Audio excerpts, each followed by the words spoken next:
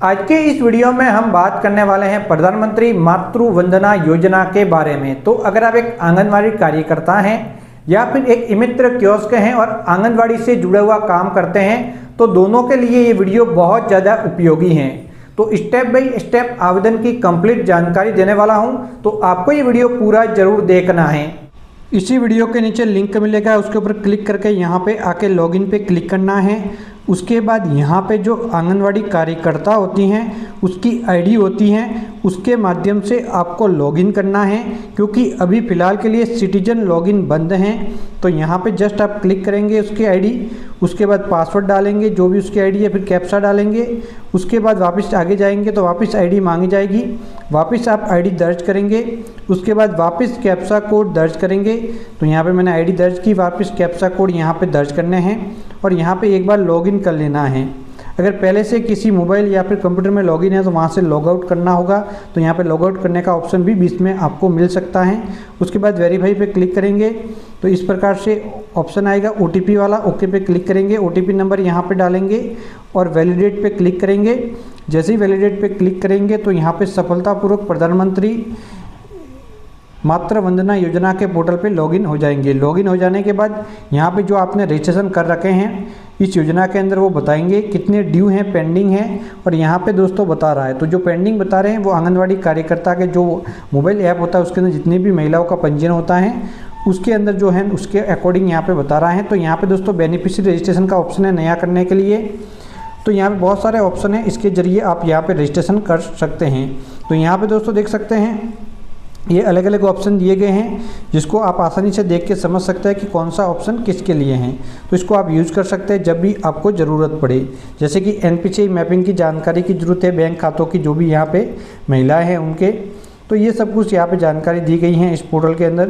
तो जो भी ज़रूरी जानकारी दी गई हैं, तो यहाँ पे प्रधानमंत्री मातृ वंदना योजना के अंदर नया फॉर्म भरने के लिए आपको जस्ट न्यू रजिस्ट्रेशन पे क्लिक करना है या फिर ड्यू लिस्ट पे क्लिक करके पंजीयन कर सकते हैं। तो यहाँ पे जैसे कि यहाँ पे कोई गवर्नमेंट कर्मचारी हैं और उसका पंजीयन किया जा रहा है तो यस करना है, वरना फिर यहाँ पे नो करना है, state-government.psu। उसके बाद फर्स्ट चाइल्ड है या फिर सेकंड गर्ल चाइल्ड है तो उसके अंदर दोनों के अंदर पैसे मिलते हैं, सेकंड गर्ल होनी चाहिए और फर्स्ट चाइल्ड के अंदर, तो ये दोनों में से जो भी है वो ले सकते हैं। और जीवित बच्चों की संख्या, तो यहाँ पे बच्चे का जन्म हो चुका है तो 1 लेंगे, अगर अभी होना है तो आप यहाँ पे 0 ले सकते हैं। तो फॉर एग्जाम्पल मैं आपको वीडियो बना रहा हूँ, तो इस प्रकार से आपको यहाँ पर सिलेक्ट करना है। डज द बेनिफिशरी है वे आधार कार्ड, बेनिफिशरी के पास आधार कार्ड है तो यस करना है, आधार कार्ड होना चाहिए। तो यहाँ पे दोस्तों देख सकते हैं यस मैंने किया है।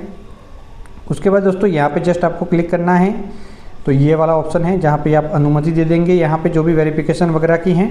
और उसके बाद नाम व आधार कार्ड नंबर डालेंगे और ऑटोमेटिक वेरिफिकेशन होगा, इसका जांच हो जाएगी। तो यहाँ पे सबसे नाम की स्पेलिंग लिखनी है, इसके पीछे जस्ट आधार कार्ड नंबर डालने हैं और आधार कार्ड नाम मैच होकर वेरीफाई हो जाएगा। तो यहाँ पर दोस्तों देख सकते हैं ये सभी ऑप्शन आपको ध्यानपूर्वक बनने हैं और यहाँ से ऑटोमेटिक डिटेल आदि आ जाएगी। तो यहाँ पे देख सकते हैं आधार कार्ड वगैरह दोनों मैंने डाल दिए हैं, आधार कार्ड इज ऑथेंटिकेट हो चुका है और नीचे यहाँ पे जानकारी वगैरह आ जाएगी। तो उसके बाद दोस्तों यहाँ पे क्लिक करके जो पोषाहार ट्रैकर होता है वहाँ से उसका फेस रिकॉग्नाइजेशन होता है पोषाहार ट्रैकर ऐप के अंदर, तो वहाँ से उसको वेरीफाई करना है। इस प्रकार से मैसेज मिलेगा, तो इसका मतलब ये है कि सक्सेसफुली पोषाहार ऐप से यहाँ पे वेरिफिकेशन हो चुका है। उसके बाद दोस्तों यहाँ पे डेट ऑफ बर्थ यहाँ पे आवेदक यानी कि महिला की डालनी है, यहाँ पे लड़के की नहीं डालनी है, चाइल्ड की नहीं डालनी है, जिस महिला की डिलीवरी हुई है या फिर होने वाली है इसकी एज हो गई। फिर दोस्तों यहाँ पे कैटेगरी लेनी है, कौन सी कैटेगरी से, SC ST और अदर। ST SC है तो ST SC और दूसरों सभी के लिए आपको अदर कैटेगरी ही लेनी है। यहाँ पे बहुत सारे लोग कन्फ्यूज होते हैं, तो मैं यहाँ पे अपनी कैटेगरी यहाँ पे ले लेता हूँ। उसके बाद यहाँ पे महिला के या फिर किसी परिचित के यहाँ पे मोबाइल फ़ोन नंबर आपको डालने हैं, बिल्कुल सही होने चाहिए मोबाइल फ़ोन नंबर। तो यहाँ पे दोस्तों देख सकते हैं मैं मोबाइल फ़ोन नंबर डाल देता हूँ, तो यहाँ पे मैंने मोबाइल फ़ोन नंबर डाल दिए हैं।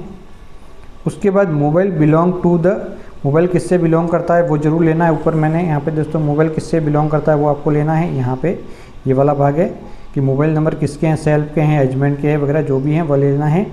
अब एलिजिबिलिटी प्रूफ, इस योजना के अंदर किस आधार पे आप एलिजिबल हैं, तो ये सभी कैटेगरी हैं, इसमें से कोई भी एक कैटेगरी आपकी हैं तो आप एलिजिबल हैं।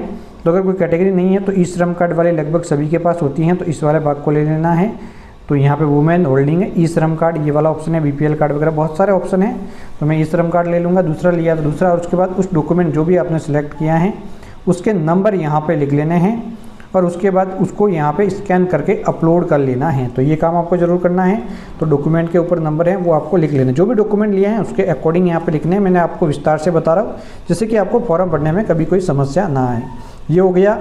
तो इस समय हम आंगनवाड़ी की कार्यकर्ता होती हैं उसकी आईडी से ये फॉर्म भरे। सिटीजन वाला कभी और मैं आपको बताऊँगा जब वापस फॉर्म प्रारंभ होंगे, अभी बंद हैं। ये मैंने ई श्रम कार्ड अपलोड कर लिया है। अब दोस्तों यहाँ पे एमसीबी कार्ड डिटेल, इसमें से कौन सा कार्ड आपके पास मौजूद है। एमसीटीएस कार्ड है, एमसीपी कार्ड है, आरसीएस कार्ड है, आभा कार्ड है। अगर कोई नहीं है तो आभा कार्ड वाला ऑप्शन भी है, जैसे कि मेरे इस मामलों में जिसका फॉर्म भरा उसके बाद एमसीबी कार्ड है तो मैं एमसीबी कार्ड ले लूँगा। तो यहाँ पे दोस्तों देख सकते हैं इनमें से जो भी कार्ड है वो ले लेना है। उसके बाद उस कार्ड के नंबर यहाँ पे लिख लेने हैं। नंबर बिल्कुल सही लिखने हैं यहाँ पे, वरना फिर बेनिफिट से वंचित रह सकते हैं। यहाँ पे कंफर्म करके यहाँ पे नंबर लिख लिए हैं। अब ये जो कार्ड है वो कब जारी हुआ था, वो जारी होने की दिनांक लिखनी है। तो ये जारी होने की मैं यहाँ पे दिनांक लिख लेता हूँ, ये लिख लिया है। तो इस प्रकार से आपको प्रधानमंत्री मातृ वंदना योजना का online form step by step भरा जाता है। तो यहाँ पे आप देख सकते हैं मैंने एमसीबी कार्ड अपलोड कर लिया है। उसके बाद दोस्तों देख सकते हैं लास्ट यहाँ पे पीरियड डेट जो कि यहाँ पे जो ममता कार्ड होता है उसके ऊपर लिखी हुई होती हैं, वहाँ से देख के आपको लिख लेनी है। ज़्यादा परेशान होने की ज़रूरत नहीं है, सभी ममता कार्ड पे ये लिखी हुई होती ही हैं। तो वहाँ से आप लिख लेंगे कि लास्ट जो पीरियड आए थे वो कब आए थे, वो दिनांक यहाँ पे लिखनी है। जो डिलीवरी से पहले वाले की बात हो रही है यहाँ पे। और उसके बाद दोस्तों देख सकते हैं जो एंटी नेटल चेकअप करवाते हैं वो कब करवाया था, वो दिनांक लिखनी है कि इस दिनांक को मैंने यहाँ पे चेकअप कराया था। ये भी ममता कार्ड पे आपको मिल जाएगी। नहीं मिलती तो आप यहाँ पे आंगनवाड़ी से कंफर्म कर सकते हैं। और लगभग सभी आंगनवाड़ी कार्यकर्ता को इसकी जानकारी होती है क्योंकि वो रजिस्ट्रेशन करती हैं। तो यहाँ पे दोस्तों देख सकते हैं has the child has been born, बच्चे का जन्म हो चुका है तो यस करना है, नहीं हुआ तो नो करना है। तो मेरे इस मामले में नहीं हुआ तो मैंने नो कर लिया है। उसके बाद यहाँ पे एड्रेस लिखना है, एड्रेस क्या है जिसका मैं आवेदन कर रहा हूँ। ज़्यादातर ये फॉर्म जन्म होने के बाद भरे जाते हैं और पहले भी कुछ लोग भरते हैं, तो वो आपको ध्यान रखना है। तो मैंने यहाँ पे एड्रेस लिख लिया है। जन्म होने के बाद जब आप फॉर्म भरेंगे तो यहाँ पे कुछ एक और जाने कि बच्चे के जन्म कौन सी दिनांक को हुआ है, कब कब इंजेक्शन जो लगते हैं बच्चे के, वो सभी इंजेक्शन की जानकारी आपको फिलअप करनी होगी। तो वो अतिरिक्त जानकारी का ऑप्शन आपको आगे मिलेगा। तो यहाँ पे ओनली आपको एड्रेस भरना है, परेशान होने की ज़रूरत नहीं है। हर किसी के अंदर थोड़ा बहुत कैटेगरी के अकॉर्डिंग अलग अलग ऑप्शन आपको मिल सकते हैं। तो ये है प्रधानमंत्री मातृ वंदना योजना जिसका फॉर्म हम अभी ऑनलाइन भर रहे हैं और अंतिम स्टेप में पहुँच चुके हैं। अब यहाँ पर पिन कोड लिखने हैं, उसके बाद आंगनवाड़ी का नाम यहाँ पे आ जाएगा और उसके बाद सबमिट पे क्लिक करना है। प्रीव्यू दिखाई देगा। अभी आप देख सकते हैं प्रधानमंत्री मातृ वंदना योजना फॉर्म का प्रीव्यू है। और उसके बाद इसको आपको सबमिट पे क्लिक करना है, जांच करने के बाद कि आपके द्वारा भरी गई जानकारी कंफर्म है या फिर नहीं। तो मेरा बच्चा 0 इसलिए है कि ये पहली डिलीवरी है और अभी तक बच्चे का जन्म नहीं हुआ है। अगर जन्म हुआ होता तो मैं यहाँ पे 1 लिखता, अगर 2 बच्चे हैं तो मैं 2 लिखता। तो वो उस प्रकार से होता है जब आप फॉर्म भरें, उसके अकॉर्डिंग मैं आपको समझा चुका हूँ, आपको मन में अभी कोई कन्फ्यूजन होगा नहीं। फिर सबमिट पे क्लिक करना है और आपका प्रधानमंत्री मातृ वंदना योजना का फॉर्म सबमिट हो जाएगा। आपको बेनिफिशियरी आईडी मिल जाएगी, ओके पे क्लिक करना है और आपका काम कंप्लीट हो जाएगा। तो इस प्रकार से आप फॉर्म भर सकते हैं। यहाँ पे थोड़ी देर के अंदर अपडेट हो जाएगा, फॉर्म 3 से 4 हो जाएंगे। तो ये फॉर्म भरने का तरीका होता है जब भी ज़रूरत पड़े। इसके अलावा आप ड्यू लिस्ट में जाके भी फॉर्म भर सकते हैं। ड्यू लिस्ट में जाएंगे तो जितने भी फॉर्म भरने ड्यू हैं इस प्रकार से बताएंगे।